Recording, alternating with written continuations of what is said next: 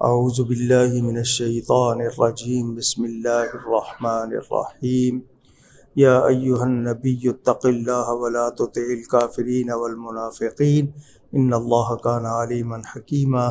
صدق اللہ العلی العظیم۔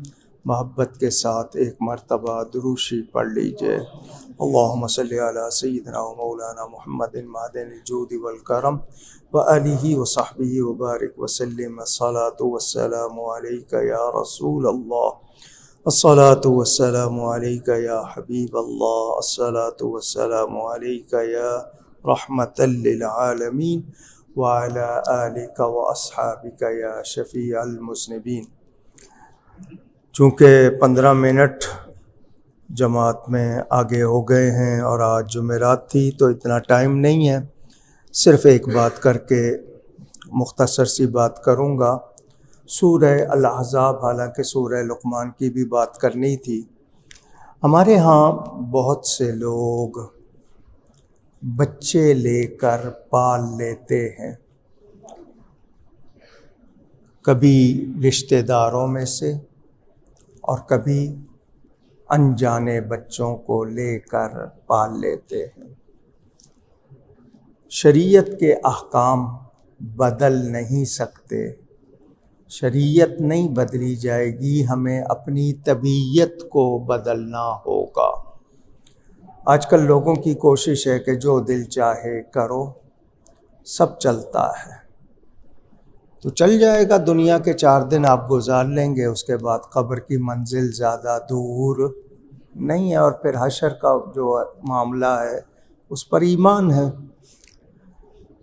اگر کسی کے ہاں اولاد نہیں ہے، علاج کا سلسلہ بھی ہو گیا، اس کے باوجود نہیں ہے، تو بچے لے کر پالتے ہیں۔ اور پالتے وقت آج کل چونکہ رجسٹریشن ہوتی ہے، نام لکھوایا جاتا ہے، تو بچے کی ولدیت میں باپ جو بچہ لیتا ہے پالتا ہے، وہ اپنا نام باپ کی حیثیت سے لکھوا دیتا ہے۔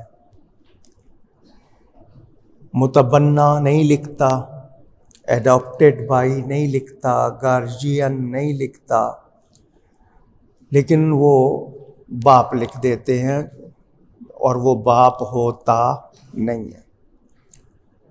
اگر اس بچے کو لے کر پال لیا، لڑکا ہے وہ، اور محرم کا سوال آئے گا تو وہ جو عورت ہے اس کے لیے وہ بچہ بڑا ہو کر محرم نہیں ہو سکتا۔ لڑکی لے کر پالی ہے تو اس شخص کے لیے وہ لڑکی، اس کا رشتہ باپ کا قائم ہو سکتا نہیں۔ یہ مسئلہ یاد رکھنا ہے۔ نکاح کے وقت لڑکی یا لڑکا جو لے کے پالا ہوا ہے، اگر سسرال والوں کو معلوم ہے، سب جانتے ہیں، تو نکاح ہو جائے گا، ورنہ کسی اور کا نام پکاریں گے تو نکاح نہیں ہوگا۔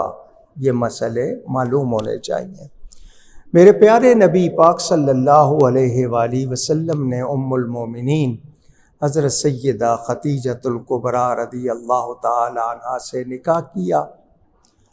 حضرت زید ان کے پاس غلام تھے، انہوں نے خریدے ہوئے تھے، انہوں نے بطور تحفہ وہ نبی پاک صلی اللہ علیہ وسلم کو دے دیے۔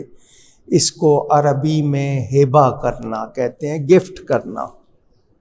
نبی پاک صلی اللہ علیہ وسلم کو انسانوں کی خرید و فروخت پسند نہیں تھی۔ اسلام اسی کو مٹانے آیا تھا کہ لوگوں کو خریدا بیچا نہ جائے۔ آپ نے اس کو آزاد کر کے منہ بولا بیٹا بنا لیا، آزاد کیا اور آزاد کر کے منہ بولا بیٹا۔ لوگوں کو جب پتہ چلا تو لوگوں نے زید کو زید بن محمد کہنا شروع کر دیا، نبی پاک کا نام لگا دیا باپ کی جگہ۔ روحانی باپ وہ پوری امت کے ہیں، لیکن ان کو جب اس طرح پکارا گیا، اللہ نے قرآن میں آیت اتاری، ادعوہم لآبائہم ہوا اقسط عند اللہ، ان بچوں کو ان کے اصلی باپ کے نام کے ساتھ پکارو، اللہ کے نزدیک یہی انصاف اور یہی صحیح ہے۔ تو اس آیت نے واضح کر دیا کہ بچوں کی ولدیت میں وہی نام لکھا جائے جو ان کے والد کا ہے، اور اگر اپنا لکھوانا ہے تو اس کی حیثیت بھی بتا دی۔ آپ کے ہاں انگلش میں ایڈاپٹیڈ بائی کہہ دیتے ہیں، گارجین کہہ دیتے ہیں، یا اس کے ساتھ اور کوئی لفظ لگا دیتے ہیں۔ عربی میں متبنہ، متبنیہ لکھا جاتا ہے، لیکن اب مثال کے طور پر کتنی جنگیں ہوتی ہیں، بچے آتے ہیں، لوگ ان کو لے لیتے ہیں۔ آپ کے ہاں خیراتی اداروں میں بھی لوگ بچے چھوڑ آتے ہیں تو لوگ ان کو لے لیتے ہیں۔ تو یہ قانون جو ہے، یہ قانون نہیں بدلے گا، قانون یہی رہے گا۔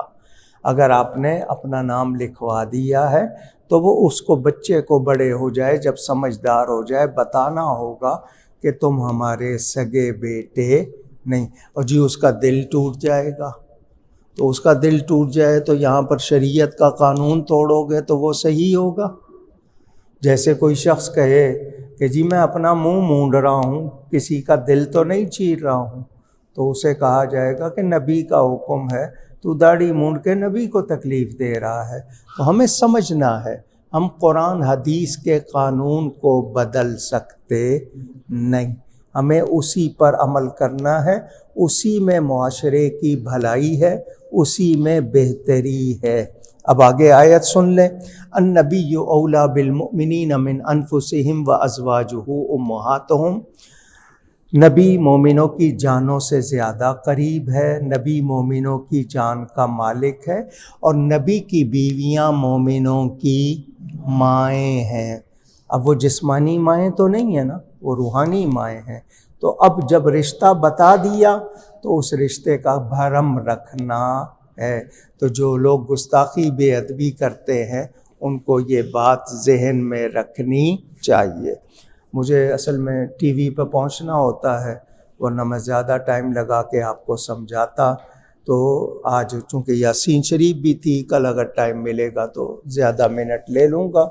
گفتگو میں مجھ سے کوئی غلطی ہوئی ہو، اللہ کی بارگاہ میں، رسول پاک صلی اللہ علیہ وسلم کی بارگاہ میں توبہ کرتا ہوں۔